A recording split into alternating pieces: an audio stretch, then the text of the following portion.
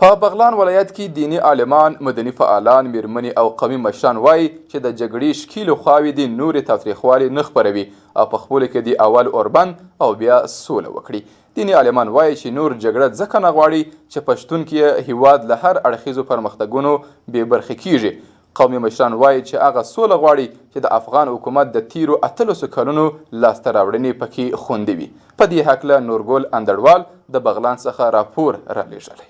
بغلان کې قومي مشرانو، دیني عالمانو، مدني فعالانو، میرمنو او ځایي خلکو د یوې غونډې په ترڅ کې د جګړې په ښکیلو اړخونو غږ کړی چې په خپلو کې د سوله وکړي او جګړې د نورې بس کړي.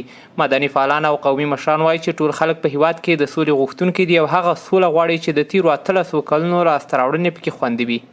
برمکان و ویداست وقتی که جنگ باشه در دو طرف ما کشته و زخمی می داشته باشیم که در این خصوص افراد ملکی آسیب های را هم آسیب می بینن. خانه های ملکی ویران میشه، طفل ها کشته میشن، زن ها کشته میشن، مرد ها کشته میشن. بنان ما نظر ما همی است که در صلح خیر است، در صلح برکت است.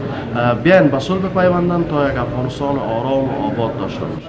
نادیده گرفته نشوه و این صلح را به اسلام ما میخوایم صلح پایدار و فقط هدف مردم ما امروز جمع شدن ما فقط همی است در ولایت بغلان که صلح پایدار و صلح سرتاسری در افغانستان، صلحی که برادرکشی و جنگ و خونریزی را ختم بکنه و کل ما با یک صدای بسیار نعره تکبیر و صدای الله اکبر که کل کشور اسلامی است. ما دیگه جنگ نمیخوایم. به این ارتباط مردم ما، علمای ما، بزرگای اقوام بغلان جمع بشیم امروز. دیني عالمان وایي د جګړې غځول د ښکیلو اړخونو لوري په هیواد کې د هر اړخیزو پرمختګونو مخه نیسي او غوښتنه کوي چې دواړه لوري دي په خپلو کې لومړی په یو اوږدمهالي اوربند او بیا په سوله سره سلا شي. دوی وایي چې جګړه د هیڅ لوري په ګټه باندې نه ده او نه باید چې نور دوام وکړي.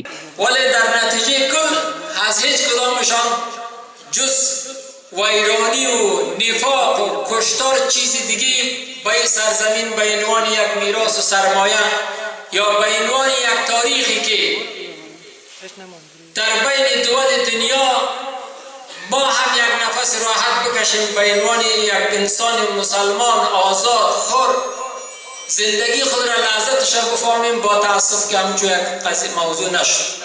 جنگ به جز ویرانی، بربادی، تباهی، آوارگی، مهاجرت های بی‌مورد غیر قانونی، نگرانی های روحی و روانی در جامعه را بار میاره و فضای اقتصاد از بین میبره، آرامش و دلهره و اضطراب برای مردم زیاد میسازه و تقریبا تخریب های روحی، روانی، اقتصادی، فرهنگی و همه جاری. د بغلان اوسیدونکي او د دې غونډې ګډونوال وایي چې نوره جګړه نه غواړي او د جګړې په دواړو خوا چې طالبان او افغان حکومت دي غږ کوي چې باید نور د خلکو غوښتنې چې سوله او اوربند ومني او پیل جګړې ته یې پای ورکړي.